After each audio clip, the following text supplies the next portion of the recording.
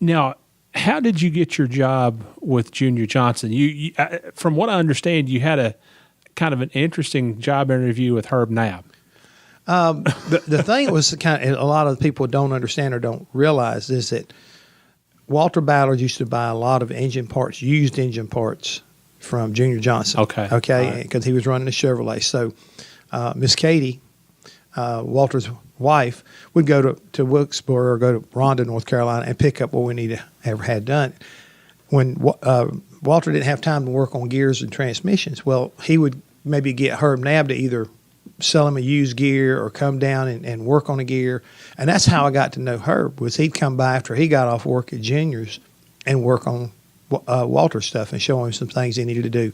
We actually bought race cars from Junior Johnson and Associates. So I started developing a personal relationship with Herb to begin with, and subsequently in the fall of '76, they were at Darlington, and Cale had crashed that day or tore up the car or somehow or another. But he came over as we were loading up, and he said, "Hey, you still want to go to work?" I said, "You offer me a job? Why don't you come up to the shop tomorrow morning? We'll talk about it." Okay.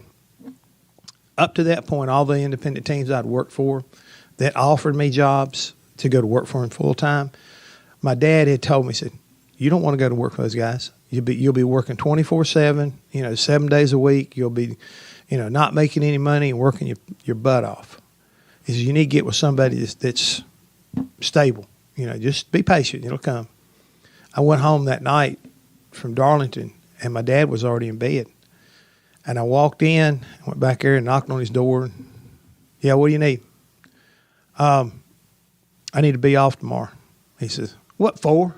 I said, "Well, Dad, Herb Nab and Junior Johnson wants me to come up and talk to him about a job." He said, "All right."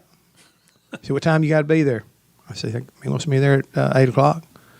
He said, "Make sure you leave early enough." And that's kind of like where I left it. I drove up that morning, got lost getting there, was a little bit later than what I was supposed to have been. Herb already had the engine out of that number 11 car, and he was pretty much in there working by himself. He told me, he said, "Come over here and help me out." And first thing was, he said, "Help me jack this thing apart." He had taken welding wire and a tape measure, and he'd gone over to another car that was sitting over in the corner and bent that wire to sit on top of where the horns were for the A-frame mounts. And he got that width there, and he got a tape measure, measured and everything, and came back over, and we heated that chassis and porta-powered it back apart where it rolled it in from when Cale hit the wall, or hit whatever he did that day. And we just kept working, and we took a lunch break right around 11:30, went and ate. He ain't said a whole lot of nothing about nothing. I just kept working, kept my mouth shut. Seen Junior walk through the shop one time. Kept thinking to myself, well, when are we going to do this job interview? What's going on here? I said, it's like I've been here working all day long, and that was your job interview. I'm not seeing everything I need to see or hearing everything I thought I should be hearing. So I was getting a little bit nervous. But about 4 o'clock that afternoon, Herb went up to the main office up there in the shop we were working, which is directly behind Junior's house. And I seen Junior go to the house about 30 minutes later. Herb came back down there. He said, "All right, Junior said that whatever I want, I can have." And he told me this is what I'm supposed to, what we're offering you. We're offering you $800 a month, uniforms, insurance, and we give you $10 a day per diem. Okay.